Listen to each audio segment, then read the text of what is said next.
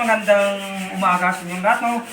So guys, nandito kami ngayon sa construction site namin, no? Ito guys, ituturo ko sa inyo kung paano mag-cut ng 45 degrees sa ganitong kahoy. Guys, pag binanumano mo ito, abutin nga nito ng 5-5 eh. Saka hindi apenta pagkatapos. Ito guys, nagawa kami ng jig. Jig tawag ito guys, jig. Ito circular saw na portable lang.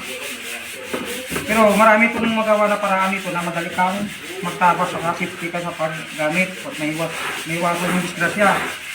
So guys, so ginawa namin ng jig ha. Jig ang tawag ito guys, jig. Yan. Nakadipindi din yung jig natin guys, nakadipindi sa anong katapasin natin. Ito guys, baseboard.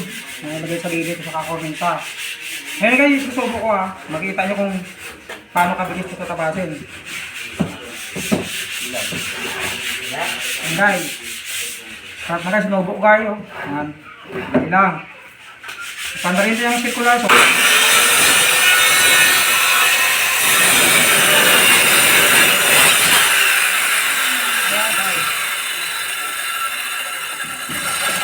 Guys, oh, mabilis.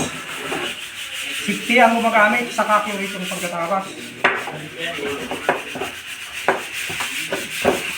Guys, sa kaputol. Kailangan ang kaputol niya, guys. Oh. Pag inanong siya, naka 45 degrees na exact po natin, guys. Pero kung imanamanaw ito ng lagari, hindi ito ma-accurate. Papangit ang ano niya, ang daan niya. Saka matagal. Pang mass production to guys, eh. So guys, kung putulin ko na yun ng video natin, nakasod naman na araw, iba naman ang gawin natin. Circular saw pa rin na portable. Marami itong degree na magawa natin. Kung nakadipindi tayo sa design ng kahoy na puputulin natin. Salamat kayo sa panonood nyo.